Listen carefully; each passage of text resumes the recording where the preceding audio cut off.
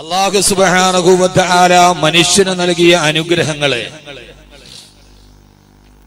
വിശുദ്ധമായ ഖുർആനിന്റെ പല ഭാഗങ്ങളിൽ പല അനുഗ്രഹങ്ങളെ അല്ലാഹു എടുത്തു ചോദിക്കുമ്പോൾ അല്ലാഹു വളരെ പരാമർശവിധേയമായി മനുഷ്യന്റെ വിലപ്പെട്ട അനുഗ്രഹങ്ങളെ എടുത്തു ഉദ്ധരിക്കുന്നുണ്ട്.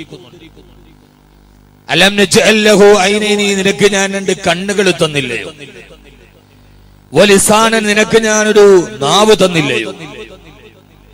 വശഫതൈൻ, ആ നാവിന്റെ കവചമായി നിങ്ങൾക്ക് ഞാൻ സുന്ദരമായ ചുണ്ടുകൾ തന്നില്ലയോ? വജഅല ലക്കുമുസ് സമഅ വൽ അബ്സാറ വൽ അഫ്ഇദ, ശ്രവണശക്തിയും ദൃശ്യശക്തിയുമായി അതോടൊപ്പം ഒരു തുടികൊട്ടുന്ന ഹൃദയത്തെ നിങ്ങൾക്ക് ഞാൻ തന്നില്ലയോ? അല്ലാഹുല്ലദീ അൻസല മിനസ് സമാഇ മാഅ, ആകാശലോകത്ത് നിന്ന് നിർബാധം ഈ ഊഷരഭൂമിയെ ഉർവരതയുടെ ഭൂമിയാക്കി മാറ്റാൻ മഴത്തുള്ളികളെ നിങ്ങൾക്ക് ഞാൻ തന്നില്ലയോ?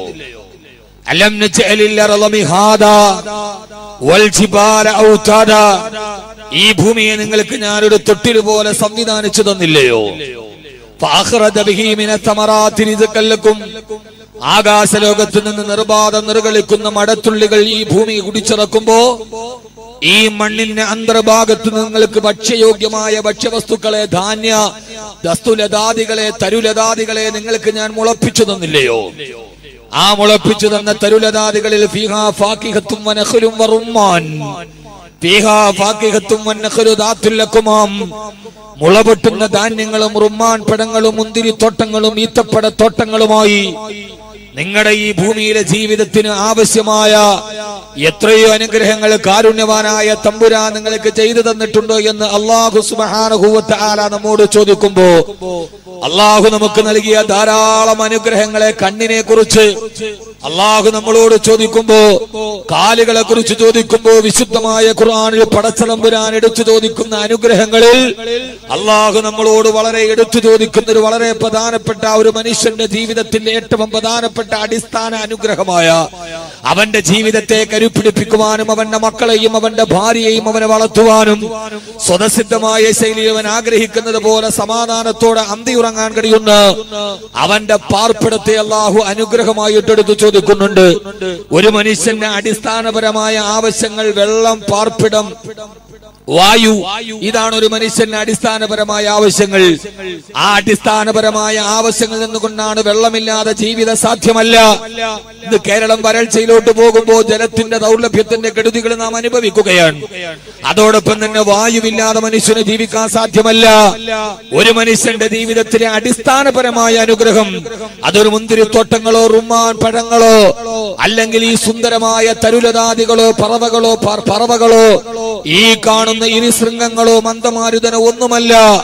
അല്ലാഹു പറയുന്ന അടിസ്ഥാനപരമായി പടച്ചറപ്പ് നിനക്ക് നൽകിയ അനുഗ്രഹത്തിൽ ഏറ്റവും പ്രധാനപ്പെട്ടത് ഒന്ന് വെള്ളവും വായുവും, മറ്റൊന്ന് പാർപ്പിടമാണ് അവന്റെ വീട്. അതുകൊണ്ടാണ് അല്ലാഹു സുബ്ഹാനഹു വ തആല അവനൊരു മനുഷ്യന് കൊടുത്ത കോടാനുകോടി അനുഗ്രഹത്തെ കുറിച്ച് എടുത്തു ചോദിച്ചപ്പോ അല്ലാഹു സുബ്ഹാനഹു വ തആല നമ്മളോടൊക്കെ എടുത്തു ചോദിച്ചൊരു അനുഗ്രഹമാണ് വല്ലാഹു ജഅല ലക്കും മിൻ ബുയൂതികും സകനാ വജഅല ലക്കും മിൻ ജുലൂദിൽ അൻആമി ബുയൂതാ تستخفونها يوم ظعنكم ويوم إقامتكم ومن أصوافها وأوبارها وأشعارها أثاثا ومتاعا إلى حين. വിശുദ്ധമായ ഖുർആനിലെ സൂറത്തുൻ നഹ്ലിൽ അല്ലാഹു സുബ്ഹാനഹു വ തആല അല്ലാഹു തേനീച്ചകളുടെ പാർപ്പിടങ്ങളെ കുറിച്ച് പരാമർശിക്കുമ്പോ വഔഹാ റബ്ബുക ഇലൻ നഖ്ലി അനിത്തഖദീ മിനൽ ജിബാലി ബുയൂതാ അനിത്തഖദീ മിനൽ ജിബാലി ബുയൂതൻ വമിനശ് ശജരി വമിമ്മാ യഅരിശൂൻ. ആകാശത്തിലുകൂടി മൂളിപ്പാട്ടും പാടിയിട്ട് പറന്നു പോകുന്ന 10,000 കിലോമീറ്ററുകള് മന്ദമാരുതന്റെ തലോടലേറ്റിട്ട് ഇളം തന്നെ തത്തിക്കളിക്കുന്ന പൂങ്കാവനത്തിന്റെ മധ്യഭാഗത്ത് നിൽക്കുന്ന പുഷ്പ ഇതളുകളിൽ നുകർന്നു നിൽക്കുന്ന മധു കൊത്തിയെടുത്തു കൊണ്ടുവന്ന് വൃക്ഷച്ചിരപ്പുകളിലേക്ക് പാറിപ്പോകുന്ന തേനീത്ത എന്ന സൂക്ഷ്മമായ ഒരു ജീവിക്ക് പോലും ഞാനവർക്ക് വിശ്രമിക്കുവാൻ ഒരു വീടിനെ കൊടുത്തില്ലോ. അല്ലാഹു ചോദിക്കുകയാണ്, ആകാശത്തിലൂടെ മൂളി ഓടിപ്പറക്കുന്ന നിസ്സാരമായ ഒരു തേനീച്ചക്ക് പോലും ഞാൻ ബോധനം നൽകൂ.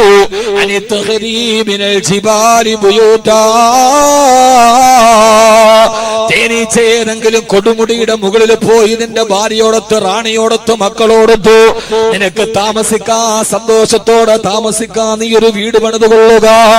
സഹോദരങ്ങളെ, ജീവിതത്തിൽ നമുക്ക് വീടൊരു സ്വപ്ന പദ്ധതിയാകുമ്പോ തേനീച്ചയുടെ സുരക്ഷിതമായ വീടിനെ കുറിച്ച് പറഞ്ഞിട്ട് അല്ലാഹു ചോദിക്കുകയാണ്, മനുഷ്യ ആ തേനീച്ചക്ക് മാത്രമല്ല മരച്ചില്ലകളിലെ കാക്കയ്ക്ക് മാത്രം കൂടുണ്ടാക്കാനല്ല. അല്ലാഹു ആരെന്നറിയുമോ? കരുണാവാരിധിയായ പടച്ച തമ്പുരാൻ ആരെന്നറിയോ? ജഅലലക്കും മിൻ ബുയൂതികും സകനാ. അല്ലാഹു സമാധാനത്തോടെ ഒരു രാത്രി കിടന്നിറങ്ങാൻ സുന്ദരമായ മഴ പെയ്യാത്ത ചോർന്നൊലിക്കാത്തൊരു വീട് നിങ്ങൾക്ക് തന്നത് ഞാനല്ലയോ? അല്ലാഹു ചോദിക്കുന്ന വീടിനെ കുറിച്ച് പറഞ്ഞിട്ട് അല്ലാഹു പറഞ്ഞിരണ്ട. എന്റെ വിഷയം വീട് മാത്രമല്ല, മുഗൾ രാജവംശത്തിന്റെ ശില്പജാതുരികളെ തോൽപ്പിക്കുന്ന കേരളത്തിന്റെ ദേശീയപാതയുടെ ഒരറ്റത്ത് നിന്ന് തിരുവനന്തപുരം മുതൽ കാസർഗോഡ് വരെ സഞ്ചരിച്ചാൽ കേരളത്തിലെ ഏറ്റവും ചെലവേറിയ വീട് നൽകിയത് മുസ്ലിം സമുദായത്തിന്. മുഗൾ രാജവംശത്തിന്റെ ശില്പജാതുരികളെ തോൽക്കുന്ന കമനീയമായ എത്രയോ അലങ്കാര ചിത്രപ്പണികൾ നിറഞ്ഞ കോടികളുടെ വിലയുള്ള വീടുകളുണ്ട്. അതൊന്നും എന്റെ വിഷയമല്ല. അല്ലാഹു വീടിനെ കുറിച്ച് പറഞ്ഞപ്പോ വീടിനെ കുറിച്ച് അല്ലാഹു പറഞ്ഞിട്ടുണ്ട്. ആരാല് കണ്ടാലും നയനാനന്ദകരമായ വഴിയിലൂടെ നടന്നു പോകുന്നവനൊന്ന് കാണുമ്പോ എത്രയോ മനോഹരമാണെന്ന് അഭിപ്രായം പറയാനല്ല. അല്ലാഹു നിങ്ങൾക്ക് വീടിനെ തന്നത് മിമ്പുയോത്തിക്കും സക്കനാ. രാവിലെ മുതൽ വൈകുന്നേരം വരെ ജീവിതത്തിന്റെ രണ്ടറ്റം തമ്മിൽ കൂട്ടിമുട്ടിക്കാനുള്ള പെടാപ്പാടുപെട്ടു വിയർത്തൊലിച്ച ശരീരവുമായി അന്തിക്ക് നീ നിന്റെ വീട്ടിലേക്ക് വന്ന് വാതില് തുറക്കുമ്പോ ആ വീടിന്റെ കമാനം തുറക്കുന്നിട്ട് അകത്തേക്ക് കയറുമ്പോ നിന്റെ വീടിന്റെ ഉള്ളിൽ സക്കീന, നിനക്ക് സമാധാനം കിട്ടുന്നുവോ? ആ വീടിന്റെ ഉള്ളിൽ അല്ലാഹു നിനക്ക് സമാധാനം നൽകുന്നുവോ? സമാധാനമുള്ള വീടിനെ നിങ്ങൾക്ക് ഞാൻ തന്നില്ലയോ എന്ന് അല്ലാഹുവിന്റെ വിശുദ്ധ ഖുർആൻ. അതുകൊണ്ട് സഹോദരങ്ങളെ, വീട് കിട്ടിയാൽ മാത്രമല്ല, ആ വീട് കോടികളുടെ വിലയുള്ള വീടാവട്ടെ, അതല്ല റെയിൽവേ പുറമ്പോക്കിലും മഴയൊന്ന് തിമിർത്ത് പെയ്യുമ്പോ ഓലക്കാതുകളുടെ ഇടയിലൂടെ ചോന്നൊലിക്കുന്ന ഒരു പാവപ്പെട്ട കുടിലാകട്ടെ, ഏത് വീടാണെങ്കിലും അതിന്റെ ഉള്ളിലോട്ട് കയറി പോകുമ്പോ ആ വീട്ടുകാരന് മനസ്സമാധാനം നൽകുന്ന വീടാണ് അല്ലാഹു നിനക്ക് നൽകിയ അനുഗ്രഹമെന്ന് അല്ലാഹുവിന്റെ വിശുദ്ധ ഖുർആൻ. അല്ലാഹു നമ്മളെ അങ്ങനെ ആക്കി തരുമാറാകട്ടെ. അല്ലാഹുവിന്റെ ഖുർആൻ പറയാ, വീടുകൾ എനിക്കുണ്ട്, നിങ്ങൾക്കുണ്ട്. വീടില്ലാത്ത ആളുകൾ എത്രയോ തുച്ഛമാണ്. പക്ഷെ അല്ലാഹു വീടിനെ കുറിച്ച് ചർച്ച ചെയ്യുമ്പോ ആ വീട് മാത്രമല്ല, കോൺക്രീറ്റ് സൗധങ്ങളല്ല, കൊതുകിന് പോലും കടന്നു വരാത്ത ശീതീകരിച്ച സംവിധാനമല്ല, അതിന്റെ ഉള്ളിലേക്ക് നിനക്ക് ഹൃദയത്തിന് സമാധാനം കിട്ടുന്നുവോ? സന്തോഷം കിട്ടുന്നുവോ? അങ്ങനെയാണ് നിന്റെ വീടുകൾ ഉണ്ടാവേണ്ടതെന്ന് അല്ലാഹുവിന്റെ വിശുദ്ധ ഖുർആൻ. അല്ലാഹു നമ്മുടെ വീടുകളെ സമാധാനത്തിന്റെ ഭവനമാകട്ടെ. അല്ലാഹു നമ്മുടെ വീടുകള് അല്ലാഹു സമാധാനത്തിന്റെ ഭവനമാക്കി തരുമാറാകട്ടെ. അല്ലാഹു വീടിനെ കുറിച്ച് പറഞ്ഞപ്പോ അല്ലാഹു പറഞ്ഞ വീട് മാത്രമല്ല, മിൻ ബുയൂത്തിക്കും സക്കന, സക്കീനത്തോടെ ജീവിക്കാൻ കഴിയുന്ന വീട്, അതാണ് അല്ലാഹുവിന്റെ അനുഗ്രഹം. വീട് എന്ന് പറയുന്നത് ഒരു മനുഷ്യന്റെ ജീവിതത്തിലെ ഏറ്റവും വലിയ സ്വപ്നമാണ്. അല്ലാഹു വീടില്ലാത്തവർക്ക് അല്ലാഹു വീട് കൊടുക്കട്ടെ. ആമീൻ പറ മനുഷ്യന്മാരെ. അല്ലാഹു തൗഫീക്ക് നൽകട്ടെ. നമുക്കിന്ന് വീട് എല്ലാവരും വെക്കുമ്പോൾ ഒരു പ്ലാൻ എടുക്കും, എഞ്ചിനീയറെ കാണും, ആർക്കിടെക്റ്റിനെ കാണും. നമുക്ക് വളരെ മനോഹരമായ കമനാലങ്കൃതമായ വീടുകൾ നമുക്കുണ്ട്. പക്ഷെ ആ വീടുകൾ നമുക്ക് സമാധാനം നൽകുന്നുവോ എന്നതാണ് വിഷയം. വേറൊരു വിഷയം, ഞാൻ ഒരു അന്താരാഷ്ട്ര ആസ്ട്രോണമിയോ ജോഗ്രഫിയോ ഒന്നും പറയണില്ല. ഈ വീടുകൾ നമുക്ക് സമാധാനം നൽകുന്നു. ഇന്ന് നമ്മുടെ വീട്ടിൽ നമ്മൾ ഏറ്റവും കൂടുതൽ ശ്രദ്ധിക്കേണ്ടത് എന്താ? ഞാനൊരു ആയത്തോട് കാണും, നിങ്ങൾക്കൊന്നും തോന്നരുത്. ഞാനൊരു പരമസത്യം പറഞ്ഞു തരട്ടെ. നമ്മുടെ വീട് നിർമ്മാണമായിട്ട് ബന്ധപ്പെട്ട് പറയട്ടെ, പ്രത്യേകിച്ച് കാസർഗോഡ് ആർക്കും ഒന്നും തോന്നരുതില്ല. എഴുതി കാണിക്കണ പോലെ ഈ പറയണത് ആരെ ഓർത്തിട്ടൊന്നുമല്ല. ആർക്കെങ്കിലും തെറ്റു പറ്റിയാൽ ഇനി ഇത് തിരുത്തണം. അല്ലാതെ വന്നു വാള് പറഞ്ഞു പഴയ കഥ മാത്രമല്ല, ആ കഥകൾക്ക് ഇന്നുമായി ബന്ധമുണ്ടെങ്കിൽ ആ ഇന്നലകളുടെ ചരിത്രങ്ങളെ ഇന്നുമായി ബന്ധിപ്പിച്ച് നാളുകളിൽ സൂക്ഷിക്കണമെന്ന് പറയലാണ് ഒരു പ്രബോധകന്റെ കടമ. അങ്ങനല്ലേ? പഴയ ഒരു ചരിത്രം പറഞ്ഞിട്ട് അതൊക്കെ നമ്മുടെ മനസ്സിൽ ഈമാൻ ഉണ്ടാക്കാൻ കരയിപ്പിച്ചു പോയി. പക്ഷേ ഒരു പ്രബോധകനെ സംബന്ധിച്ചിടത്തോളം ഇന്നലകളുടെ ചരിത്രങ്ങൾ ഇന്നുമായി സാദൃശ്യമുണ്ടെങ്കിൽ ആ സാദൃശ്യത പറഞ്ഞിട്ട് നാളുകളിൽ ഒരു ദുരന്തം വരാനുണ്ട്, നിങ്ങൾ സൂക്ഷിക്കണേ എന്ന് പറയലാണ് ഒരു പ്രബോധകന്റെ കടമ. ആ കടമ ഞാൻ നിർവഹിക്കുകയാണ്. അതുകൊണ്ട് നിങ്ങൾക്ക് ആർക്കും ഒന്നും തോന്നാൻ പാടില്ല. തോന്നുമോ? നിങ്ങൾക്ക് ആർക്കെങ്കിലും അത് പറയാനുണ്ട് എന്തെങ്കിലും തോന്നിയ എനിക്കൊരു ചുക്കുമില്ല. കാരണം അള്ളാഹുടെ ഖുർആൻ പറയാനുള്ളതാണ്, അല്ലാതെ മൂടി വെക്കാനുള്ളതല്ല. അള്ളാഹു നമ്മളെ കാത്തുരക്ഷിക്കട്ടെ. ഇനി ആർക്കെങ്കിലും ആ തെറ്റ് സംഭവിച്ചിട്ടുണ്ടെങ്കിൽ അതിന് പ്രായശ്ചിത്തം ചെയ്താൽ മതി. അപ്പൊ എന്റെ അങ്ങനെ ആയിപ്പോയല്ലോ എന്ന് കരുതണ്ട. ചാവി വാക്കി എന്നെ തുറച്ചു നോക്കണ്ടേ, മനുഷ്യ എന്ത് പറയാനായി പോണം? ഒന്നുമില്ല. നമ്മൾ ശ്രദ്ധിക്കാതെ പോയ ഒരു നിസ്സാര കാര്യം ഖുർആൻ വളരെ ഗൗരവത്തിലാണ്. നമ്മൾ നശിക്കും. ഇതോടെ ഖുർആൻ വളരെ ഗൗരവത്തോടെയാണ് പറയുന്നത്. ആളുകൾ എന്റെ മുമ്പിൽ കൂടെ നടക്കല്ലേ, മാറി നടക്കും കേട്ടാ. അപ്പുറത്തോട് മാറിപ്പോണം. മുമ്പിൽ കൂടെ പോയ ശ്രദ്ധമാണ്. ആ ഖുർആൻ ആ ചരിത്രത്തെ പറയുന്നത് അത് മറച്ചു വെച്ചാൽ ഇത് നമ്മുടെ നാശത്തിലേക്ക് എത്തിക്കും. അതുകൊണ്ട് നാശത്തിലേക്ക് പോയാൽ പാടില്ല എന്ന് പറയലാണ് ഒരു പ്രബോധകന്റെ ധർമ്മം. അതവിടെ മറച്ചു വെക്കാൻ പാടില്ല. ഇന്ന് നമ്മുടെ വീടുകളുടെ ഏറ്റവും വലിയ അവസ്ഥ ഏതാ? നിങ്ങളൊന്ന് ചിന്തിക്കുകയും. അല്ലാഹുവിന്റെ ഖുർആൻ ഒരു സമൂഹം നശിച്ചു പോയ കഥ പറയുന്നുണ്ട്. കാസർഗോഡുകാർ പ്രത്യേകിച്ച് ഓരോ നാട്ടിൽ ഓരോ ശൈലിയാണ്. അതുകൊണ്ട് നിങ്ങളോട് ഞാൻ ഖുർആൻ, അള്ളാഹു പഠിപ്പിച്ച ഖുർആൻ അത് പറഞ്ഞു കൊടുക്കണം, ഇല്ലാതെ പറ്റില്ല. അല്ലാഹു സുബ്ഹാനഹു വ തആല ഖുർആനിൽ ഒരു സമൂഹം നശിച്ചു പോയൊരു കഥ പറയുന്നുണ്ട്. ആ സമൂഹം ചില്ലറക്കാരല്ല. അവരാരാ? അല്ലാഹുവിന്റെ ഖുർആൻ പറയുകയാണ്, അലം തറ കൈഫ ഫഅല റബ്ബുക ബിആദ് ഇറമ ദാത്തിൽ ഇമാദ് അല്ലതി ലം യുഖ്ലഖു മിഥ്ലുഹാ ഫിൽ ബിലാദ്. അല്ലാഹുവിന്റെ ഖുർആൻ പറയുന്ന നബിയേ, അലം തറ കൈഫ, അങ്ങ് കാണുന്നില്ല നബിയേ? അല്ലാഹുവിന്റെ റസൂൽ നബി മുഹമ്മദ് മുസ്തഫ ആദരവായ പ്രവാചകൻ നബി മുഹമ്മദ് മുസ്തഫ സല്ലല്ലാഹു അലൈഹി വസല്ലം അത് കണ്ടിട്ടില്ല എന്നാലും അല്ലാഹു ഗൗരവത്തോടെ അത് ലോകത്തോട് പറയാ. അലം തറ, അങ്ങ് കാണുന്നില്ല നബിയേ?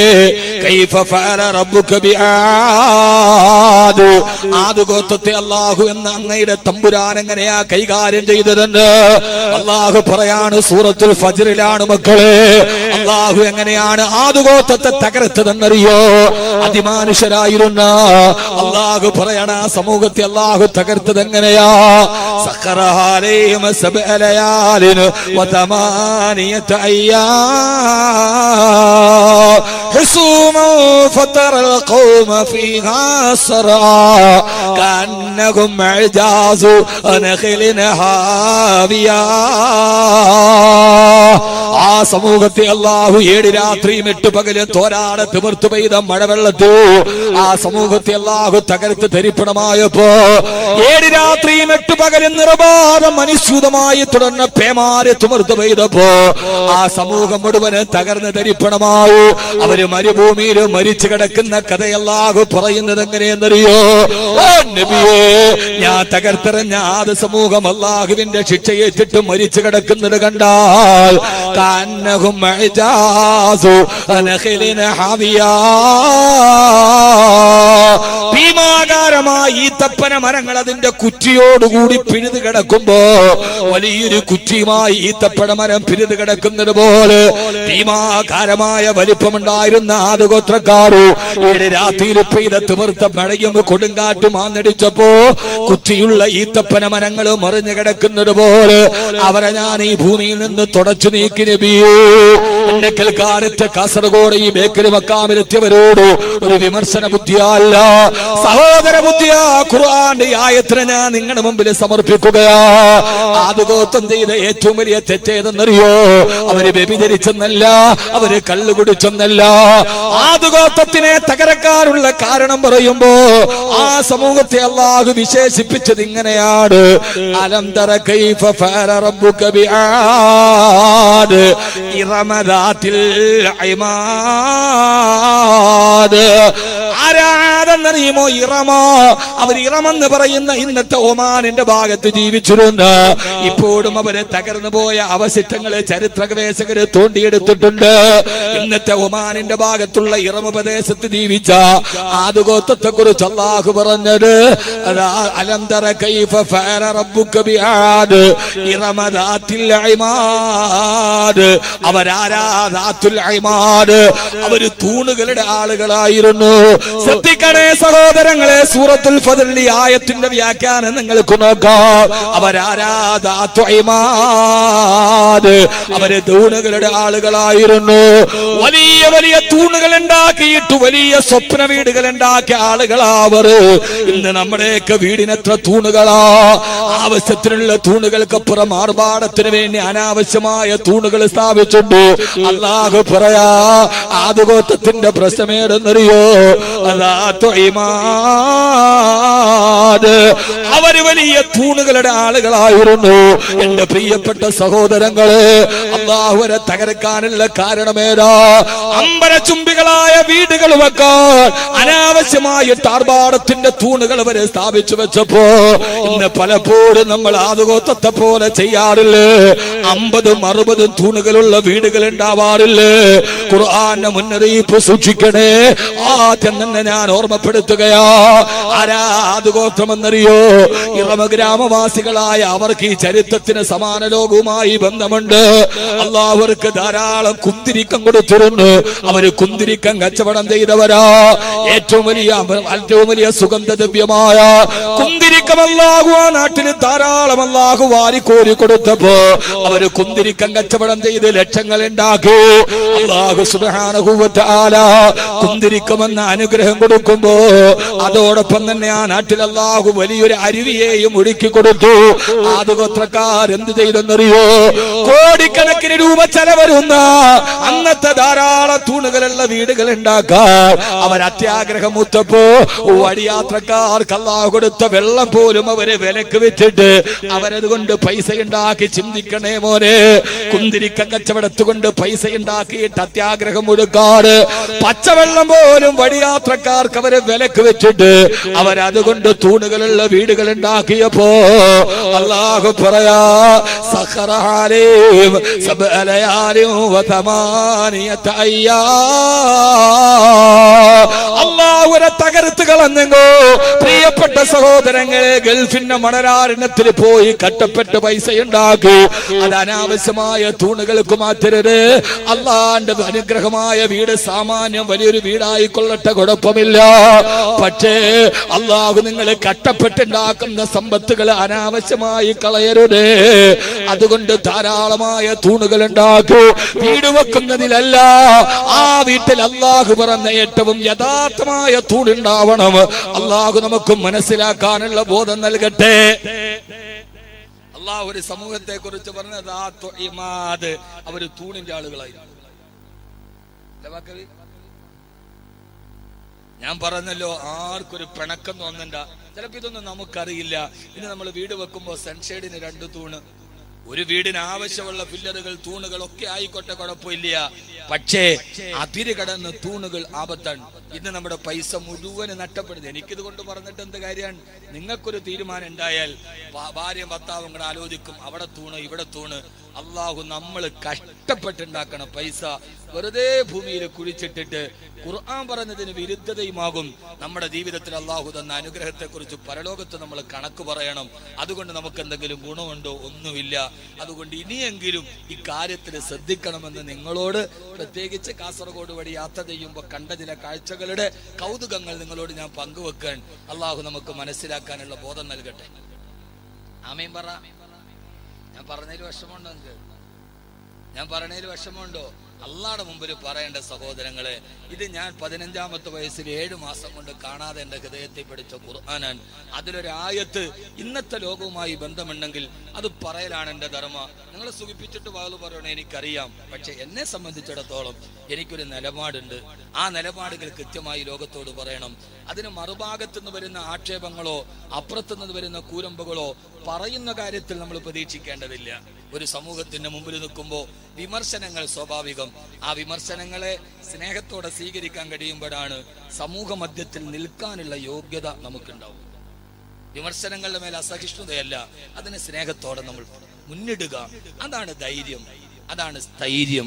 അള്ളാഹുവിനെ നിലനിർത്തി അനുഗ്രഹിക്കുമാറാകും. അതുകൊണ്ട് ആദ്യം വിമർശിക്കാൻ പ്രശ്നമില്ല, ഒരു പ്രശ്നവും ഇല്ല.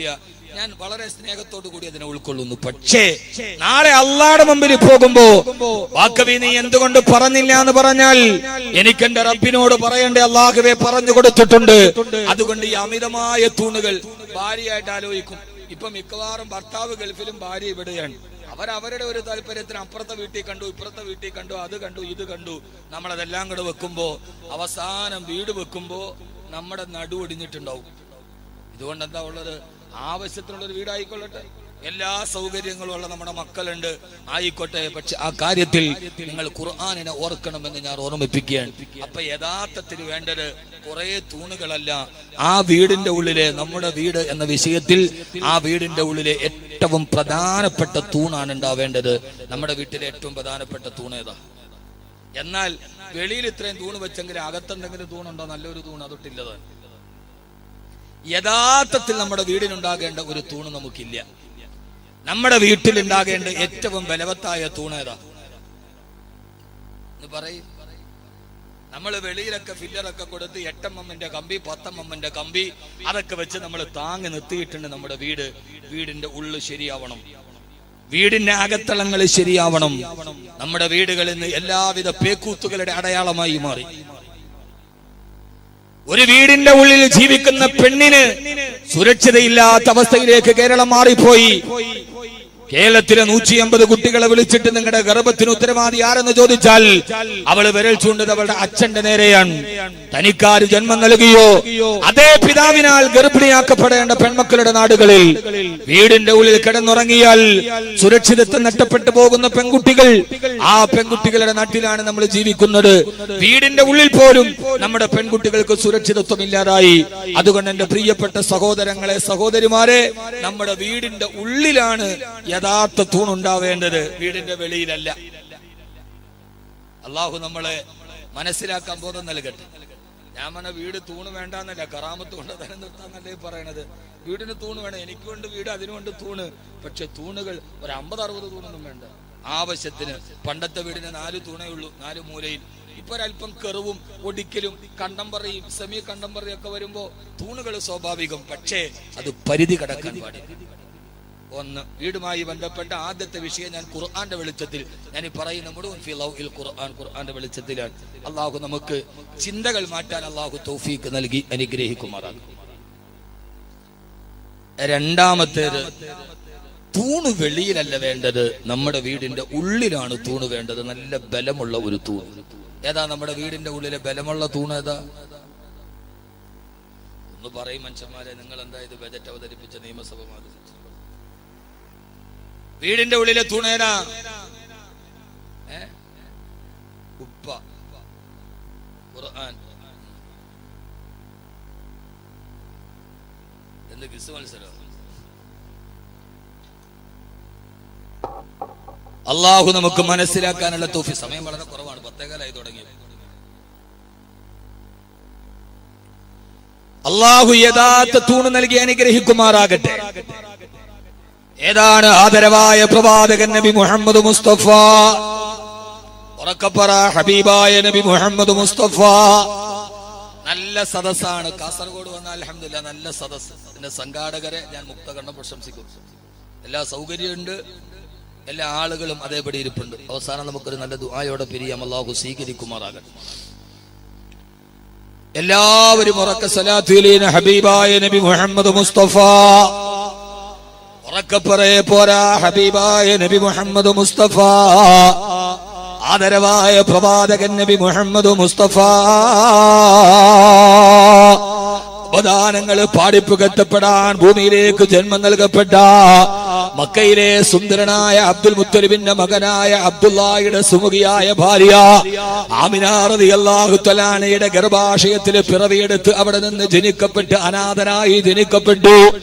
മക്കയിലെ ഏറ്റവും വലിയ ആധാരം പോലെ പാല് കൊടുക്കുവാൻ വേണ്ടി മക്കയിൽ നിന്ന് തായിഫിലേക്ക് പോകുന്ന വഴിയിൽ ഏതാണ്ട് 80 കിലോമീറ്റർ അകലെയുള്ള ബനൂ സായിദ ഗോത്രത്തിന്റെ പുരാതനമായ ഒരു ഗ്രാമാന്തരീക്ഷത്തിലെ ഹലീമത്തു സഅദിയ റളിയല്ലാഹു തആലയുടെ വീട്ടിലെ തൊട്ടിലിൽ കിടന്ന് താരാട്ട് പാടുമ്പോ ഷൈമ എന്നു പേരുള്ള ഹലീമത്തു സഅദിയ റളിയല്ലാഹു അൻഹയുടെ പൊന്നുമോള് തൊട്ടിലിട്ട് താരാട്ട് പാടുമ്പോ അല്ലാഹുവിന്റെ റസൂലിനെ താരാട്ടിയ പാട്ടേതാ? يا ربنا ابكي اخي محمدا حتى رآه نافعا وامردا هذا خلي لم تلد امي. എന്റെ ഉമ്മ പ്രസവിച്ചില്ലെങ്കിലും സഹോദരനെ പോലെ എന്നോട് ചേർന്ന് നിന്ന മുത്തേണ്ട് തൊട്ടിലെ താരാട്ട് പാടുമ്പോ ഷൈമാന്റെ ചുണ്ടുകളിലൂടെ അപദാനങ്ങൾ പാടി പുകഴ്ത്തപ്പെട്ട ലോകത്തിന്റെ മുത്തേ, ആദർശത്തിന്റെ സത്തേ, യാ ഹബീബ് നൂറെ മുജസ്സം, യാ ഹബീബ് നൂറെ മുഅല്ലം, ഹബീബായ നബിയോ, ആദരവായ പ്രവാചകൻ നബി മുഹമ്മദ് മുസ്തഫ സല്ലല്ലാഹു അലൈഹി വസല്ലമയുടെ സലാത്തുകൾ ചുണ്ടിൽ നിന്ന് മാറിപ്പോകരുത്. എന്റെ പ്രിയപ്പെട്ട സഹോദരങ്ങളോട് സഹോദരിമാരോട് വീടുമായി ബന്ധപ്പെട്ടൊരു വിഷയത്തെ ഖുർആന്റെ പശ്ചാത്തലത്തിൽ ചർച്ച ചെയ്യുമ്പോ ഞാനൊരു വിമർശന വിധേയമായിട്ടല്ല. നമ്മുടെ ജീവിതത്തിൽ തിരുത്തലുകൾ ഉണ്ടാകാൻ ഖുർആന്റെ ആയത്തുകൾ പറയുമ്പോ ഞാനൊരു പണ്ഡിതനായതുകൊണ്ടോ പാണ്ഡിത്യ ഗരിമ അവകാശപ്പെട്ടിട്ടല്ല. ഞാൻ നിങ്ങളെ പോലൊരു പണ്ഡിതനല്ല. പാണ്ഡിത്യം പറയാ ഞാനൊരു പണ്ഡിതനല്ല.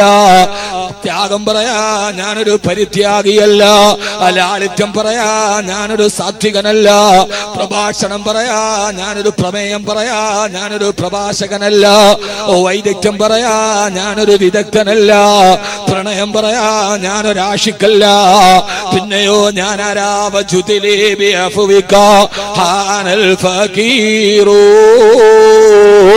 അറിവില്ല ബാലാരിട്ടതകൾ തീർന്നിട്ടില്ല. കഴിഞ്ഞ 17 വർഷക്കാലമായി ആയിരക്കണക്കിന് സദസ്സുകളിൽ അല്ലാഹു എനിക്ക് തന്ന അനുഗ്രഹമായ വിശുദ്ധമായ ഖുർആനിന് എന്നെ കേൾക്കാനെത്തിയ നവതലമുറയോട് പറഞ്ഞു കൊടുക്കാൻ വേണ്ടി വന്ന ഒരു ഖുർആനിന്റെ ഖാദിമാണ് ഞാൻ, ഒരു ഖാദിമുൽ ഖുർആൻ. അല്ലാഹു ആ സേവനങ്ങളെ സ്വീകരിക്കുമാറാകട്ടെ. എന്നെ കേൾക്കാൻ എത്തിയ പ്രിയപ്പെട്ട സഹോദരങ്ങളോട് സഹോദരിമാരോട് ലക്ഷങ്ങൾ മുടക്കൂ 1000 തൂണുകൾ കൊണ്ട് നമ്മുടെ വീടുകളെ നമ്മൾ താങ്ങി നിർത്തുമ്പോ ആ വീടിനെ താങ്ങി നിർത്തേണ്ട യഥാർത്ഥ തൂണ് നമുക്ക് നഷ്ടപ്പെട്ടു പോകരുത്. ആദരവായ പ്രവാചകൻ നബി മുഹമ്മദ് മുസ്തഫ സല്ലല്ലാഹു അലൈഹി വസല്ലമ പറയുകയാ, അല്ലാഹു സുബ്ഹാനഹു വ തആല ഒരു മനുഷ്യന് നൽകുന്ന ഏറ്റവും വലിയ അനുഗ്രഹം തഖ്വല്ലാഹ്, അല്ലാഹുവിനോടുള്ള തഖ്വയാ. ഒരു മനുഷ്യന് എത്രത്തോളം തഖ്വ അല്ലാഹു കൊടുത്തു, ആ തഖ്വയാണ് ഒരു മനുഷ്യൻ അല്ലാഹു കൊടുക്കുന്ന വലിയ അനുഗ്രഹം. പക്ഷേ അല്ലാഹു കൊടുക്കുന്ന അനുഗ്രഹത്തിന് തഖ്വ കടിഞ്ഞാൽ, ഒരു പുരുഷൻ അല്ലാഹു കൊടുക്കുന്ന ഏറ്റവും വലിയ അനുഗ്രഹം തഖ്വ കടിഞ്ഞാൽ, അൽ മർഅതു സ്വാലിഹാ, അൽ മർഅതു സ്വാലിഹാ, ഒരു സച്ചരിതയായ ഭാര്യയെ കൊടുക്കലാ. തഖ്വ കടിഞ്ഞാൽ അല്ലാഹു നൽകുന്ന ഏറ്റവും വലിയ അനുഗ്രഹം ഒരു ഉത്തമയായ ഭാര്യയെ കിട്ടലാ. നമ്മുടെ വീടിന്റെ യഥാർത്ഥ തൂണ് അകത്തളത്തിൽ താങ്ങി നിർത്തേണ്ട, നമ്മുടെ കുടുംബത്തെ താങ്ങി നിർത്തേണ്ട തൂണേതാ? അൽ മർഅതു സ്വാലിഹാ, അത് സാലിഹത്തായ ഒരു ഭാര്യയാ. നമ്മുടെ സങ്കടങ്ങളിലും നമ്മുടെ പ്രയാസങ്ങളിലും നമ്മുടെ ദുഃഖങ്ങളിലും നമ്മുടെ കണ്ണുനീരുകളിലും നമുക്ക് പങ്കാളിയാവുന്ന, നമ്മുടെ വീടിനെ തർബിയത്ത് നടത്തുന്ന, നമ്മുടെ മക്കളെ നമ്മുടെ അഭാവത്തിൽ വളർത്തിത്തരുന്ന, നമ്മുടെ പ്രയാസങ്ങളിൽ പങ്കാളിയാവുന്ന ഒരു ഭാര്യ. സഹോദരാ, നിന്റെ വീടിന്റെ ഉള്ളിൽ ഭാര്യ എന്ന ലോകത്തിന്റെ അനുഗ്രഹമായ തൂണ് നിനക്ക് കിട്ടിയോ? അല്ലാഹുവിന്റെ റസൂലിന് ആയിഷ ബീവിയെ കിട്ടിയതുപോലെ, ഇബ്രാഹിം നബിക്ക് ഹാജറയെ കിട്ടിയതുപോലെ, അലി റളിയല്ലാഹു അൻഹുവിന് ഫാത്തിമയെ സഖിയാക്കിയതുപോലെ, അബൂബക്കർ റളിയല്ലാഹു അൻഹുവിന് ഉമ്മു റൂമാനെ പോലെ റളിയല്ലാഹു തആല അൻഹുന്ന അജ്മഈൻ. തന്റെ പ്രിയപ്പെട്ട ഭർത്താക്കന്മാരെ ജീവിതത്തിന്റെ വിജയത്തിന്റെ വടിയിലേക്ക് കൈപിടിച്ചു നടത്തിയ ലോകത്തിലേതെങ്കിലും ഒരു പുരുഷൻ വിജയിച്ചിട്ടുണ്ടോ? ആ വിജയത്തിന്റെ പിന്നിൽ അവന്റെ ഭാര്യയുടെ കരങ്ങളുണ്ട് മോന്. അതുകൊണ്ട് എന്റെ പ്രിയപ്പെട്ട സഹോദരങ്ങളോട് സഹോദരിമാരോട് കലഹങ്ങളായി, ഇണക്കങ്ങളായി, പിണക്കങ്ങളായി ഭാര്യഭർത്തൃബന്ധം തകർന്നു പോകുമ്പോ രാവിലെ മുതൽ വൈകുന്നേരം വരെ കട്ടപ്പെട്ടിട്ട് വീട്ടിലേക്ക് വരുമ്പോ ആ വീടിന്റെ ഉമ്മറപ്പടിയിലെ സ്നേഹത്തോടെ പുഞ്ചിരിച്ച് കടന്നു വരുന്ന നമ്മള് രണ്ട് കൈകൾ കൊണ്ട് ചേർത്ത് പിടിച്ച് വീട്ടിന്റെ ഉള്ളിലേക്ക് കൊണ്ടുപോയി നമ്മുടെ ഹൃദയത്തിന് സാഹോദര്യം തരുന്ന, നമ്മുടെ ഹൃദയത്തിന് സന്തോഷം തരുന്ന ഭാര്യ. അതുകൊണ്ടാണ് ഖുർആൻ പറഞ്ഞത് ومن آياته أن خلق لكم من أنفسكم أزواجا لتسكنوا إليها. ഭാര്യമാരെ അല്ലാഹു നിങ്ങൾക്ക് തന്നത് സമാധാനത്തിന് വേണ്ടിയാ. എന്നോടും നിങ്ങളോടും ഞാനൊരു ചോദ്യം ചോദിക്കട്ടെ. അല്ലാഹു നൽകിയ അനുഗ്രഹങ്ങൾ കൊണ്ട് ലക്ഷങ്ങൾ മുടക്കി നമ്മളൊരു വീട് വെച്ചിട്ടുണ്ട്. പക്ഷേ നമ്മുടെ വീടിന്റെ ഉള്ളിൽ നമുക്ക് സന്തോഷം നൽകുന്ന, നമുക്ക് സമാധാനം നൽകുന്ന ഒരു സൗഭാഗ്യവതിയെ നമുക്ക് കിട്ടിയോ? എന്നാൽ നിങ്ങളോട് ഞാനൊരു കഥ പറഞ്ഞു തരാ. തൂണുകളില്ല, മതിലുകളില്ല, ആഡംബരങ്ങളില്ല, ആർഭാടങ്ങളില്ല. 8 മടം നീളവും 10 മടം വീതിയുമുള്ള ആകാശത്തും മഴയൊന്ന് തുമ പെയ്താൽ ആകാശത്തിന്റെ മഴത്തുള്ളികൾ മുഴുവനും ആ ഗൃഹനാഥന്റെ ദാടി രോമങ്ങളിൽ തടം തെല്ലിയാത്തിടുന്ന മദീനയിലൊരു വീടുണ്ടായിരുന്നു. ആ വീടിന്റെ അവസ്ഥ നിങ്ങൾക്കറിയോ? വീടുമായി ബന്ധപ്പെട്ട ഖുർആന്റെ 3ാമത്തെ പരാമർശമേതാ? എന്റെ പ്രിയപ്പെട്ട ചെറുപ്പക്കാരാ, ഇത്ര വലിയ വീടുണ്ടായിട്ട് നമുക്കെന്ത് കാര്യമേതാ? ഞാനൊരു വീടിനെ പറഞ്ഞു തരട്ടെയോ? ആ വീടിന്റെ അവസ്ഥ ഏതെന്നറിയോ? 24,000 സ്ക്വയർ ഫീറ്റ് വിസ്തീർണമുള്ള ബെഡ്റൂമിലാണ് തമിഴ്നാടിന്റെ മുഖ്യമന്ത്രി ജയലളിതയുടെ കിടപ്പുമുറി. 24,000 ചതുരശ്ര മീറ്റർ, 24,000 സ്ക്വയർ ഫീറ്റ് വലിപ്പമുള്ള കിടപ്പുമുറിയിൽ കിടന്ന ഭരണാധികാരിയുടെ കഥ കണ്ടവരോട് ലോകത്തിന്റെ ഭരണാധികാരി പേർഷ്യ അടക്കമുള്ള ലക്ഷക്കണക്കിന് കിലോമീറ്റർ വിസ്തൃതമായ മദീന ലോകത്തിന്റെ രാജാധികാരി അല്ലാഹുവിന്റെ റസൂൽ കിടന്നിറങ്ങിയ കിടപ്പുമുറിയേതാ? 8 മടം നീളമുള്ള 10 മടം വീതിയുള്ള ആ വീടിന്റെ പൊക്കം നിങ്ങൾക്കറിയണോ? മഹാനായ ഹസൻ ബസ്രി റളിയല്ലാഹു അൻഹു അല്ലാഹുവിന്റെ റസൂലിന്റെ വീട്ടിൽ ജീവിച്ച ആളാ. ഹസൻ ബസ്രി റളിയല്ലാഹു അൻഹു പറയാ, ഹബീബായ നബി തങ്ങളുടെ വീട്ടിൽ നിൽക്കുമ്പോ എന്റെ ഉപ്പയെങ്ങാനും കയ്യിൽ പിടിച്ചിട്ട് എന്നെ ഒന്ന് പൊന്തിച്ചിരുന്നെങ്കിൽ എന്റെ തല പോയി ഹബീബായ മുത്തു മുസ്തഫാന്റെ വീടിന്റെ ചുമരിൽ തട്ടുമായിരുന്നു. ഒരു കുഞ്ഞിനെ കയ്യിലെടുത്തിട്ട് മേലോട്ട് പൊന്തിച്ചാൽ ആ കുഞ്ഞിന്റെ തല പോയി മച്ചിൽ മുട്ടുന്ന രീതിയിൽ പൊക്കം കുറഞ്ഞ വീടാണ്. ആ വീടിനെ കുറിച്ച് നിങ്ങൾക്കറിയോ? ആ വീടിനെ കുറിച്ചിട്ടാണ് അല്ലാഹുവിന്റെ ഖുർആനിൽ ഒരു സൂറത്തുണ്ടായത്. ചെറുപ്പക്കാരാ, ഖുർആനിലെ 114 അധ്യായത്തിൽ ഒരധ്യായത്തിന് അല്ലാഹു പേര് വെച്ചത് സൂറത്തുൽ ഹുജറാത്ത്. ഹുജറാത്ത് എന്ന് പറഞ്ഞാൽ മുറികൾ എന്ന അർത്ഥം. എന്റെ പൊന്നുമോനെ, നമ്മുടെ കിടപ്പറയിൽ ഭാര്യയുമായി പിണങ്ങിയിട്ട് എത്ര രാത്രികൾ, നമ്മുടെ കിടപ്പറയിൽ നടന്ന വഴക്കുകൾ എത്ര, നമ്മുടെ കിടപ്പറയിൽ വീണ കണ്ണുനീരുകൾ എത്ര. എന്നാ നിനക്കൊരു കിടപ്പറ ഞാൻ പരിചയപ്പെടുത്തി തരട്ടെയോ? സൂറത്തുൽ ഹുജറാത്ത്. ഒരു നേരത്തെ ഭക്ഷണം കഴിക്കാറില്ലാതെ 3 മാസം പട്ടിണി കിടന്നിട്ട് വിഷം നെട്ടിയ വയറുമായിട്ടൊരു ഭാര്യയും ഭർത്താവും ഞങ്ങളുടെ വിശപ്പ് സഹിച്ചിട്ടു ശരീരത്തോട് കെട്ടിപ്പിടിച്ച് കിടന്ന റൂമുണ്ടല്ലോ, ബെഡ്റൂം ഉണ്ടല്ലോ. ആ ബെഡ്റൂമിനെയാണ് ഖുർആനിൽ അല്ലാഹു പേര് വെച്ച് പറഞ്ഞത്, ഇന്നല്ലദീന യുനാദൂനക മിൻ വറാഇൽ ഹുജറാത്ത്. ആ റൂമിന്റെ പുറകിലിരുന്നിട്ടങ്ങേ വിളിക്കുന്നവരില്ല നബിയേ. പൊന്നുമോളെ, കാസർഗോഡ് കേൾക്കുന്ന പൊന്നുമോളെ, ഭർത്താവിന്റെ കൂടെ നിന്നിട്ട് ആ വീടിന്റെ പ്ലാനുകൾ നീ തയ്യാറാക്കുമ്പോ പൊന്നുമോളെ, നിനക്കും കാസർഗോഡ് വീടില്ലേ, നിനക്കും ബേക്കറി വീടില്ലേ? എന്നാൽ ഞാനൊരു പെണ്ണിന്റെ സൗഭാഗ്യത്തെ പറയട്ടെയോ? 3 മാസം ഒരു നേരത്തെ ഭക്ഷണം കഴിക്കാറില്ലാതെ കാരക്ക വെള്ളത്തിലിട്ടിട്ട് ആ വെള്ളം കുടിച്ചിട്ടാണ് ഞാൻ എന്റെ ഭർത്താവിനോടൊത്ത് ജീവിച്ചതെന്ന് പറഞ്ഞ ആയിഷ റളിയല്ലാഹു തആലയുടെ വീടുണ്ടല്ലോ, ആ വീടാണ് ലോകത്തിന്റെ സ്വർഗമെന്നറിയപ്പെട്ടത്. മാബൈന ബൈതി വ മിൻബരി റൗളത്തും മിൻ റിയാദിൽ ജന്നാ. ലക്ഷക്കണക്കിന് ആഷിഖീങ്ങൾ കടന്നു വരുന്ന അല്ലാഹുവിന്റെ റസൂലിനോടുള്ള അതിരട്ട അനുരാഗം കൊണ്ട് കവിൾത്തടത്തിലൂടെ കണ്ണുനീര് തടം തല്ലിയാ തൊടുകുന്ന ഈ ഭൂമിയിൽ ഒരു സ്വർഗമുണ്ടത്രേ. അത് നൈനിറ്റാളല്ല, അത് ചിറാപുഞ്ചിയല്ല, അത് ലോസ് ആഞ്ചലസ് അല്ല, അത് ഹിമവാതം പെയ്യെടുക്കുന്ന കാശ്മീരിന്റെ തീരങ്ങളല്ല. ഈ ഭൂമിയിൽ ഒരു സ്വർഗമുണ്ടെങ്കോ ബ്രൂണേ സുൽത്താൻ അടക്കം മദീനയിലെ ഈത്തപ്പഴ കച്ചവടക്കാരൻ പോലും 2 റക്അത്ത് നിസ്കരിക്കാൻ പാതിരാവിലെ ക്യൂ നിൽക്കുന്ന ഒരു സ്ഥലമുണ്ട്. ആ സ്ഥലമാരുടെ സ്ഥലമാണ് അല്ലാഹുവിന്റെ റസൂൽ ഈ ദുനിയാവിലെ സ്വർഗമെന്ന് പറഞ്ഞ ഞാൻ നിങ്ങളെ 2 റക്അത്ത് നിസ്കരിക്കാൻ 10,000 മുടക്കിയിട്ട് പോകുന്ന ആ കൊച്ചു സ്ഥലമേതാ? ആ സ്ഥലമാരുടെ സ്ഥലമെന്നറിയോ പെങ്ങള്? അതാണ് ആയിഷ റളിയല്ലാഹു അൻഹയുടെ വീട്. മാബൈന ബൈത്തി, എന്റെ വീടെന്ന് പറഞ്ഞാൽ അത് ബൈത്തു ആയിഷ. ആയിഷ റളിയല്ലാഹു അൻഹയുടെ വീടാണ്.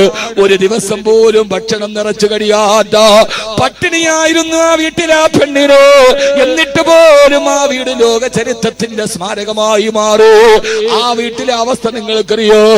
ആയിഷ ബീവി റളിയല്ലാഹു തആല പറയുന്നുണ്ട്, എനിക്ക് പറയാനേറെയുണ്ട്, ഇതിന്റെ ഇടയിൽ നിങ്ങൾ വളരെ ശ്രദ്ധിക്കണേ, ശ്രദ്ധ മാറിപ്പോകരുത്. ആ വീട്ടിലെ പെണ്ണ് പറയുകയോ, അവസാനം എന്റെ ഭർത്താവ് മരിക്കുന്ന നേരത്ത് എന്റെ മടിയിൽ തലവെച്ചാണ് കിടക്കുന്നത്. സക്കറാത്തിന്റെ വേദന എത്തിയപ്പോ എന്നോട് പറഞ്ഞു, ആയിഷ പല്ല് തേക്കണം ആയിഷ. ഞാൻ എന്റെ ഭർത്താവിന് പല്ല് തേച്ചു കൊടുത്തു. ഒരാറാക്കിന്റെ കമ്പെടുത്തിട്ട് എന്റെ വായിൽ വെച്ചിട്ട് കടിച്ചു മൃദുലമാക്കി.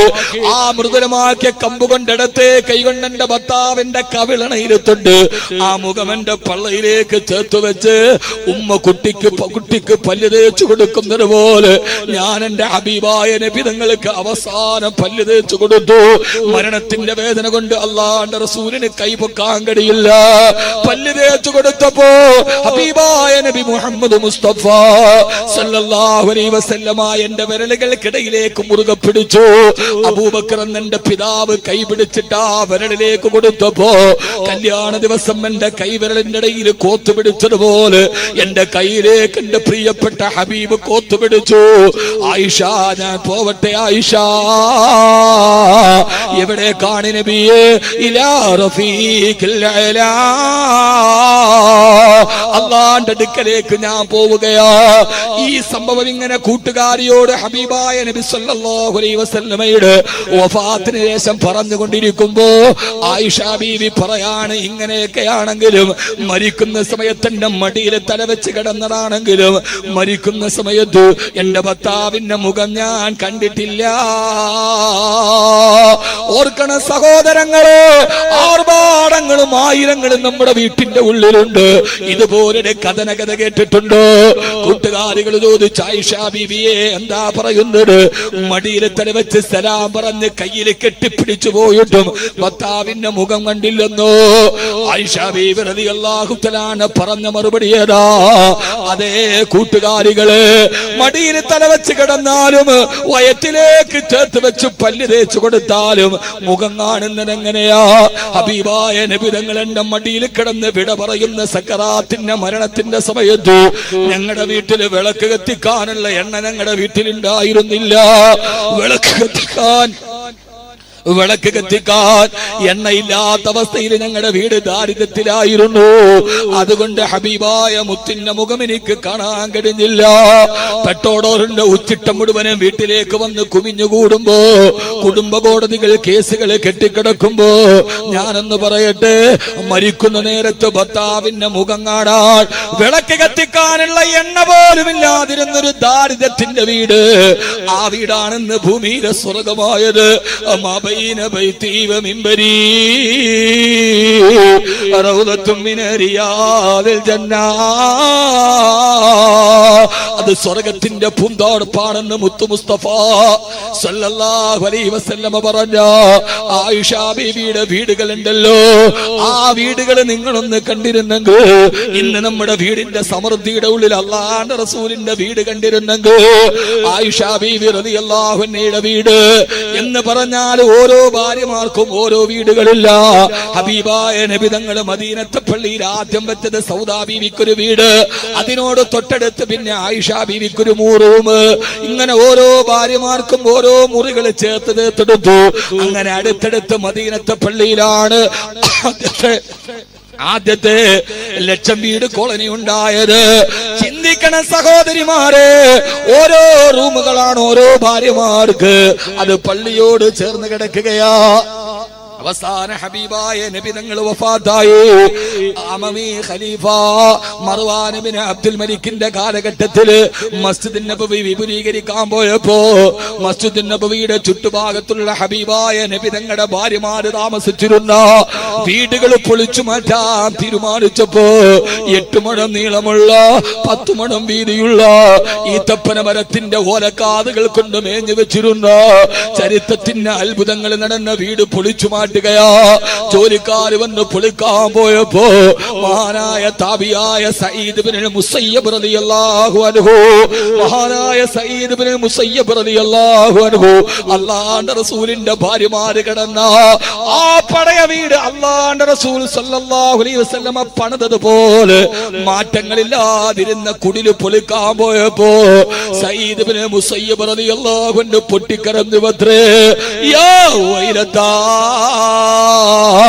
ഇതെന്തോ ഒരു നാശമാണിത്.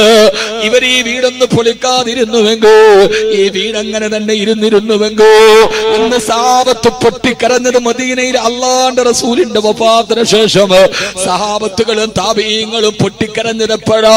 ഹബീബായ നബി തങ്ങൾ കിടന്ന വീട് പൊളിച്ചപ്പോ ആയിഷ ബീവി പട്ടിണി കിടന്ന, ഖദീജ ബീവി പൊട്ടിക്കരഞ്ഞ, സൗദാ റളിയല്ലാഹു അൻഹാ, മഹദിയായ സഫിയ റളിയല്ലാഹു തആല അൻഹാ ഒരു നേരത്തെ ഭക്ഷണം കഴിക്കാൻ വേണ്ടി സൂചി കൊണ്ട് നൂല് തോർത്ത ഹബീബായ നബി തങ്ങൾ പള്ളിയിൽ നിന്ന് വരുമ്പോ, ഭർത്താവ് പള്ളിയിൽ നിന്ന് നിസ്കാരം കഴിഞ്ഞ് വരുമ്പോ മഹദിയായ സഫിയ റളിയല്ലാഹു തആല അൻഹാ ഒരു നേരത്തെ ഭക്ഷണത്തിന് ഗതിയില്ലാതെ അറബി പെണ്ണുങ്ങളുടെ കുപ്പായം തുന്നിക്കൊടുക്കുകയാണ്.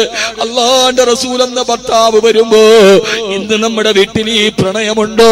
ഇന്ന് നമ്മുടെ വീട്ടിൽ ഈ സ്നേഹമുണ്ടോ? ഇന്ന് ഭാര്യ ഭർത്താക്കന്മാരുടെ ഇടയിൽ ഈ അടുപ്പമുണ്ടോ?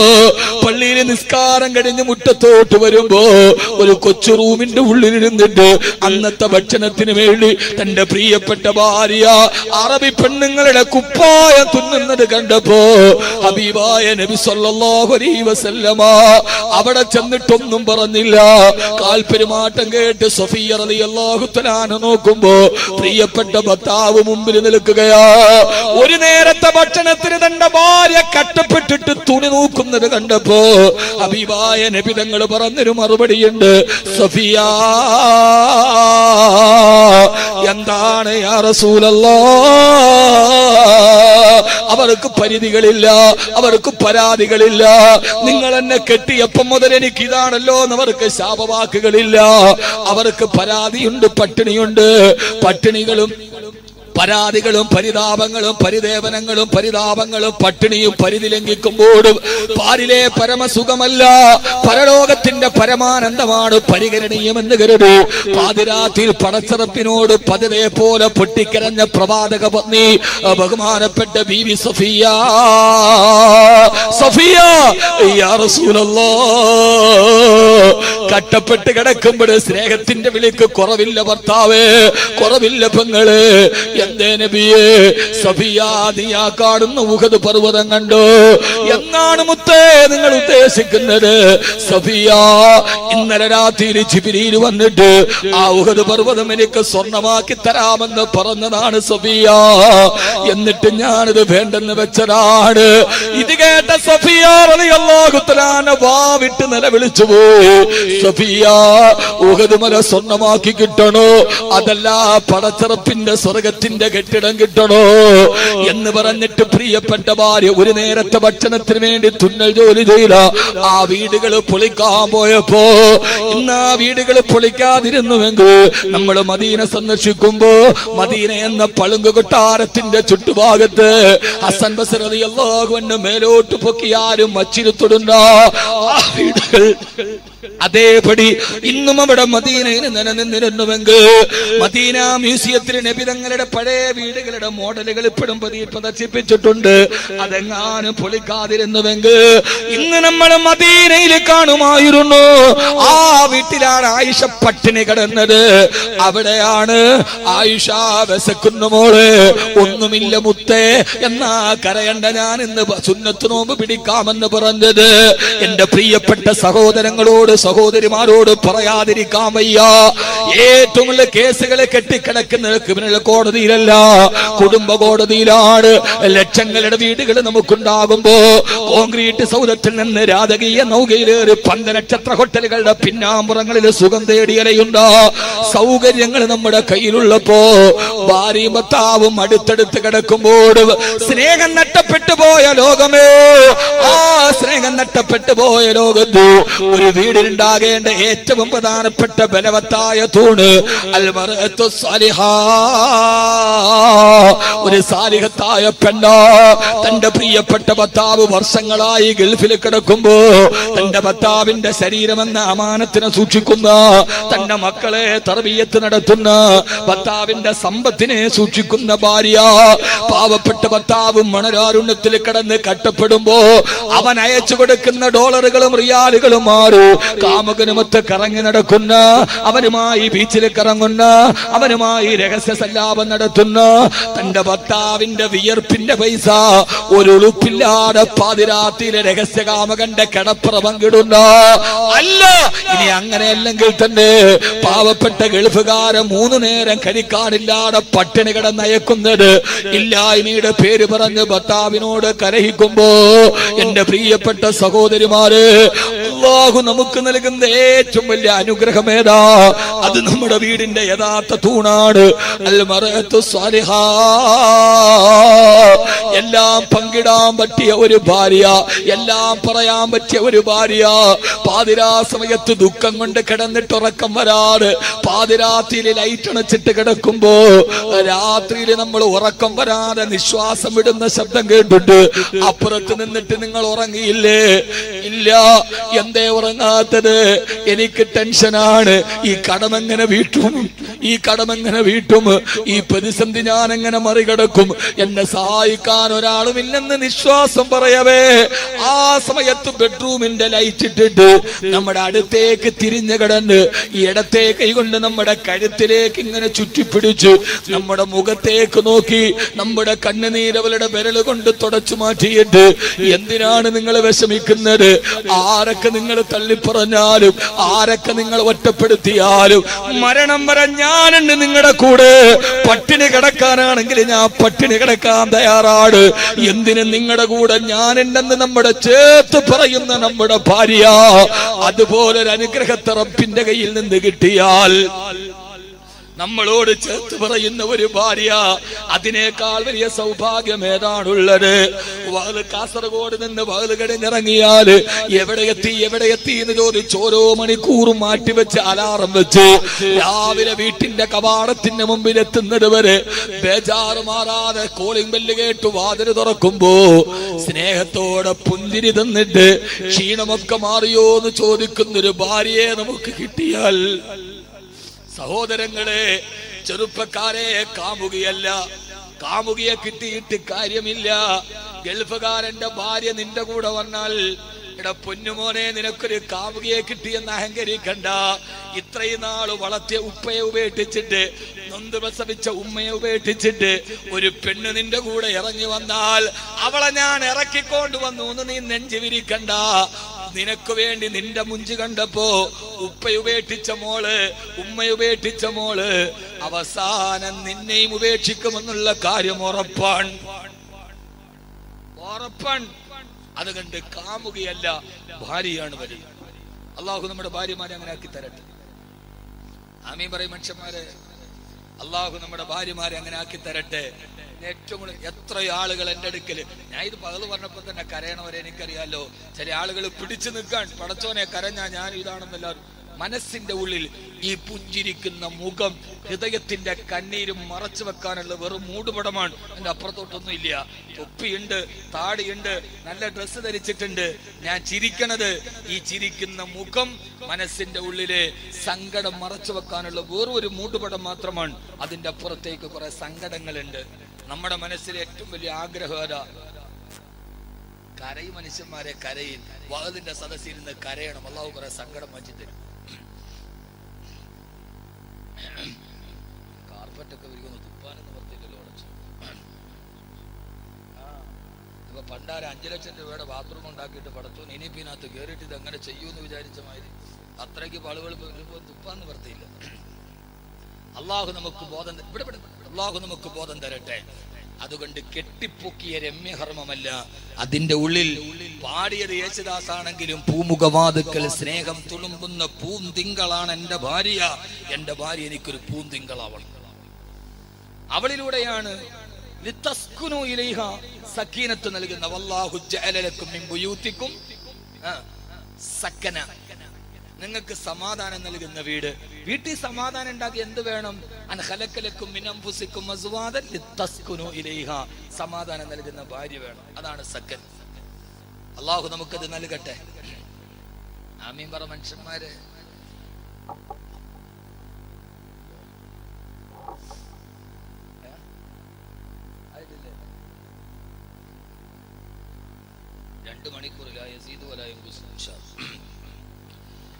അധികമൊന്നും പറയേണ്ട സഹോദരങ്ങളെ, ഇത്രയും മതി.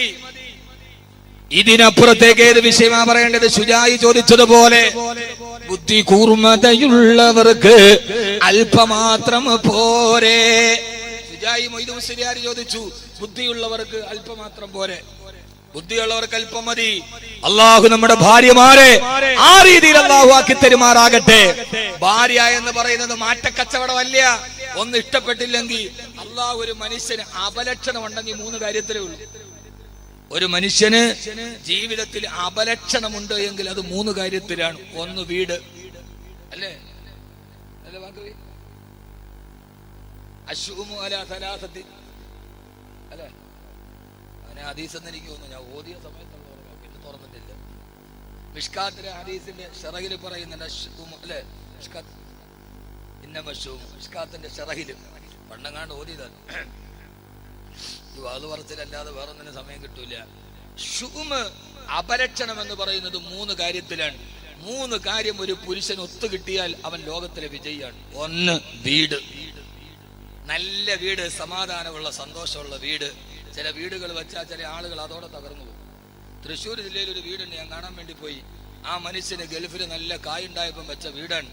പണി തുടങ്ങി 32 ബെഡ്റൂമാണ്. എത്ര? ഒരു ബെഡ്റൂമിടെ കയറിയാൽ പിന്നെ ഇറങ്ങണ എതിരാന്ന് അറിയില്ല. അതിനകത്ത് കയറിയാൽ നമുക്ക് വഴി തെറ്റി പോകും. അത് പണിത് വാർത്തൊക്കെ തീർന്നു. 32 ബെഡ്റൂമുണ്ട്. ആ സമയത്താണ് അന്ന് ദുബൈയില് UAE എക്കോണമിക് ക്രൈസിസ് ഉണ്ടാക്കുന്നത്. സാമ്പത്തിക പ്രതിസന്ധി ആദ്യത്തെ. അതോടെ അത് തിന്നു. ഇപ്പോ അത് പൂർത്തിയാക്കണമെങ്കിൽ 6 കോടി വേണം. ഇനി അത് വിൽക്കാന്ന് വിചാരിച്ചാൽ വേറൊരുത്തം വാങ്ങിക്കൂല. അങ്ങനെ തന്നെ കിടപ്പുണ്ട്. വീടൊക്കെ വെക്കുന്ന കാര്യത്തിൽ നമുക്ക് ചില പ്ലാനും പദ്ധതിയൊക്കെ ഉണ്ട്. ഇങ്ങനെ അങ്ങോട്ട് നമ്മളങ്ങനെ ആവാൻ പാടില്ല. അതിനിട്ടൊരാൾ മേടിക്കുവോ? ഇല്ല. ഇനി അത് പൂർത്തിയാക്കാൻ പറ്റുമോ? ചിരിക്കാനും പറ്റൂല, കരയാനും പറ്റൂല. യഥാർത്ഥത്തിൽ മതിയായ സൗകര്യങ്ങളുള്ള ഒരു വീട്, അൽഹംദുലില്ലാഹ് തെറ്റൊന്നും ഇല്ല. പക്ഷേ ഒന്ന് വീടാണ്. 2, അള്ളാഹു നമ്മുടെ വീട് നല്ല വീടാക്കി തരട്ടെ. ചില വീടുകളിൽ ചില പ്രയാസങ്ങളൊക്കെ ഉണ്ടാവും, അത് മാറ്റാൻ വഴികളുണ്ട്, ആ വഴി പോയിക്കൊള്ളു. 2, വാഹനം. വാഹനം, നല്ല ഒരു വാഹനം. നമ്മൾ പറയില്ല ആ വണ്ടി നല്ല ബറക്കത്താണ്. ഓ, ആ വാഹനം എന്താ ഒരു ബറക്കത്ത്. അങ്ങനെയുണ്ട്. ഒരു ബറക്കത്തുള്ളൊരു വാഹനം കിട്ടുക.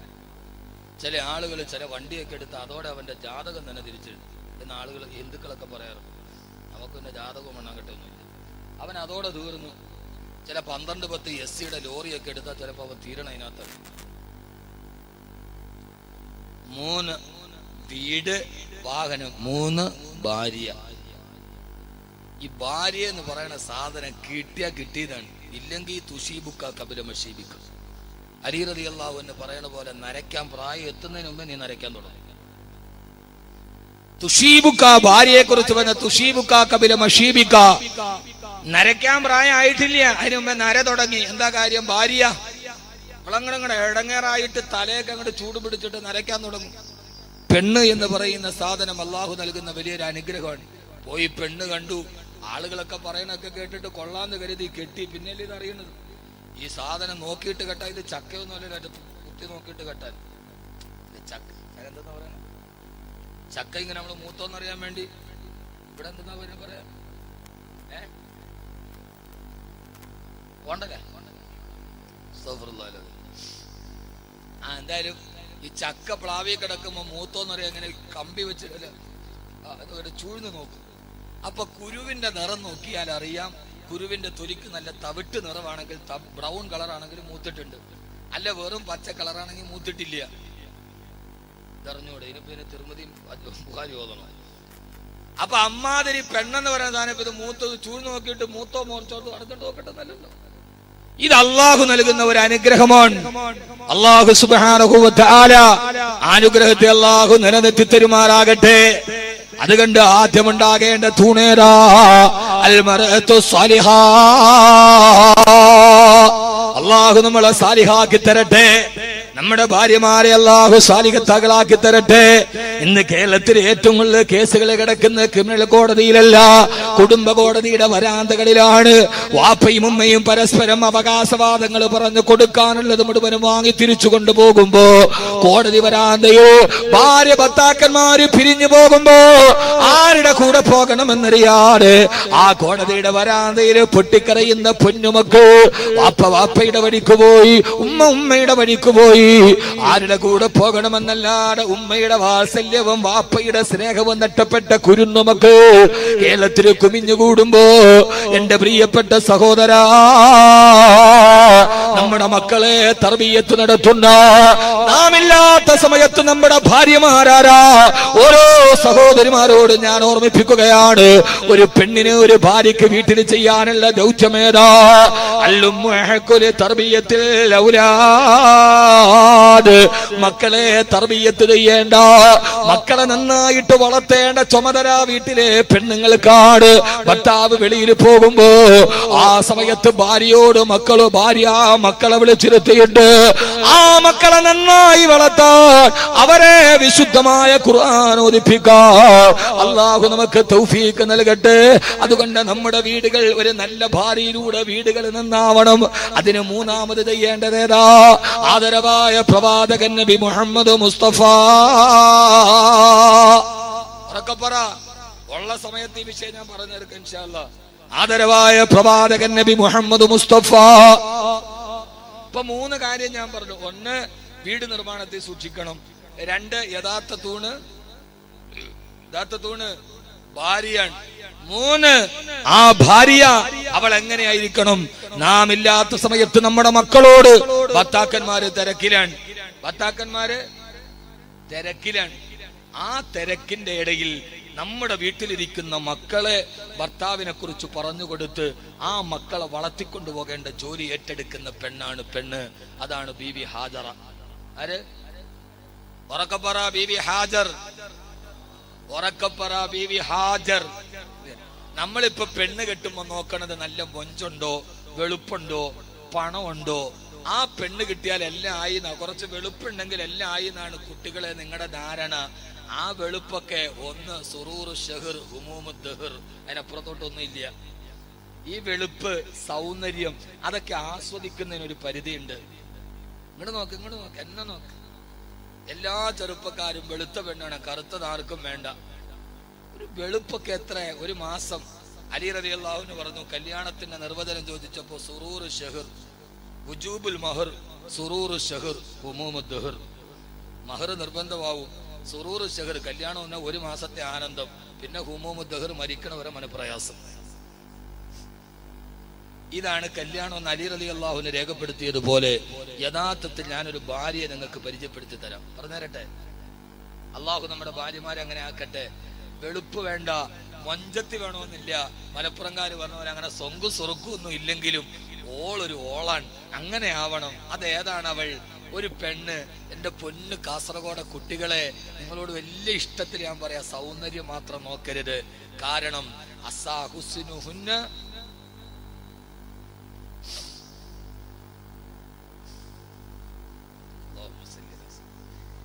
നബി സല്ലല്ലാഹു അലൈഹി വസല്ലം പറഞ്ഞു, ലാ തസവ്വജുഹുന്ന ബിഹുസ്നിഹിന്ന, സൗന്ദര്യം മാത്രം നോക്കിയിട്ടൊരു പെണ്ണിനെ വിവാഹം കഴിക്കരുത്. അസാഹുസ്നുഹുന്ന അയ്യുത്ഗിയഹുന്ന, അവളുടെ സൗന്ദര്യം അവളെ അഹങ്കാരിയാക്കിയേക്കാം. ലാ തസവ്വജുഹുന്ന ബിഹുസ്നിഹിന്ന, വെറും വെളുപ്പ് മാത്രം നോക്കിയിട്ട് പെണ്ണ് കെട്ടല്ലേ. അസാഹുസ്നുഹുന്ന അയ്യുത്ഗിയഹുന്ന, അവളുടെ സൗന്ദര്യം അവളെ അഹങ്കാരിയാക്കിയേക്കാം. എനിക്ക് സൗന്ദര്യമുള്ളപ്പോ എന്റെ ഭർത്താവിന്റെ കൂടെ പോകുമ്പോ എത്രയെത്ര ചെറുപ്പക്കാരാ എന്നെ തുറച്ചു നോക്കുന്നത്, ഇവനേക്കാൾ നല്ലവനെ എനിക്ക് കിട്ടുമായിരുന്നല്ലോ എന്നവളുടെ സൗന്ദര്യം അവളുടെ മനസ്സിൽ അഹങ്കാരമുണ്ടാക്കിയാൽ പൊന്നുമോനെ, പിന്നെ നിന്റെ ജീവിതം പോയി. പിന്നെ എന്റെ ഭർത്താവിനേക്കാൾ എന്റെ സൗന്ദര്യം ആസ്വദിച്ചത്ര ചെറുപ്പക്കാരാ നോക്കുന്നത്, ഇവനേക്കാൾ നല്ലതെനിക്ക് കിട്ടുമായിരുന്നല്ലോ എന്ന് അവള് ചിന്തിക്കാൻ തുടങ്ങിയാൽ പിന്നെ ചിലപ്പോ നീ നിന്റെ വീട്ടിൽ കയറി പോകുമ്പോ നിന്റെ അലമാരയ്ക്ക് 6 കാലുകൾ ചിലപ്പോ കാണേണ്ടി വന്നേക്കാം.